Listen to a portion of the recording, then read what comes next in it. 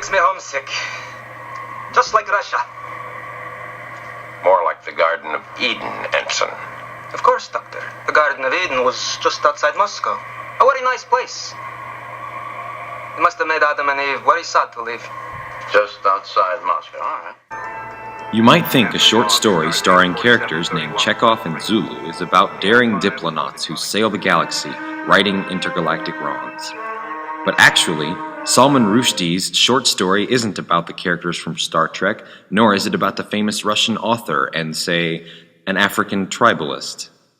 While Chekov and Zulu heavily references Star Trek, it is a work of post-colonialist literature. Thus, its historical context is what makes it important within the scope of world literature.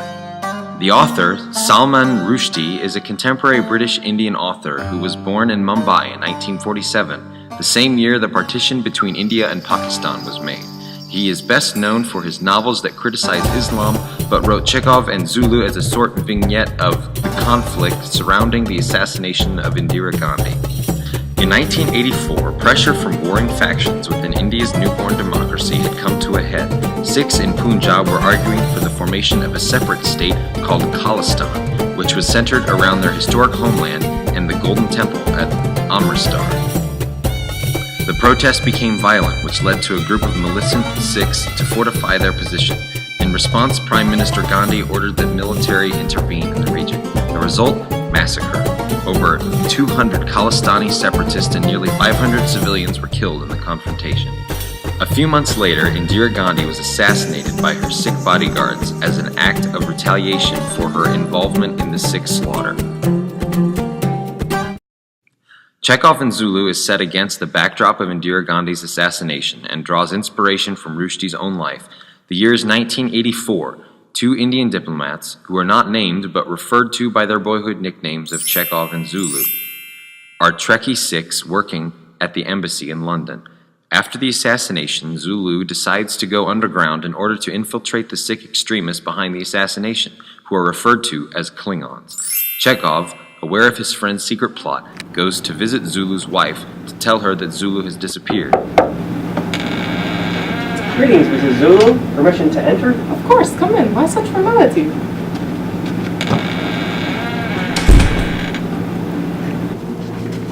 Sorry to disturb you, but have you heard from Zulu this morning?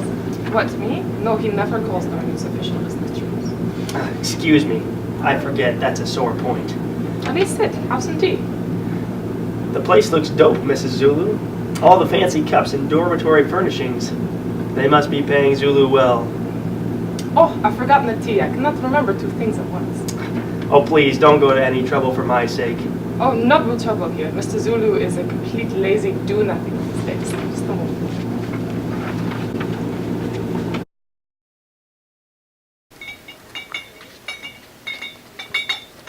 Those old schoolboy nicknames really stick around, don't they? I do not like this Mrs. Zulu I'm stuck with. Wear the name with pride. We're old comrades in arms, your husband and I. That's why we are diplomats. Our mission was to explore new worlds and new civilizations.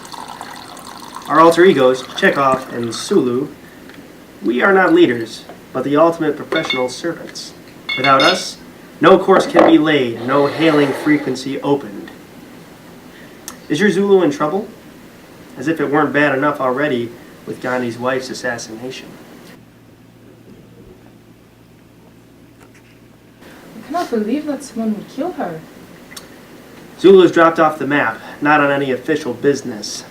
Been AWOL ever since the assassination. Oh my. There are suspicions that he may be related to the Sikh gang responsible. During his 2-day disappearance, Zulu had snuck into the embassy office to steal a list of names, which he intends to take with him back to India. Chekov is initially disappointed when his friend leaves the service.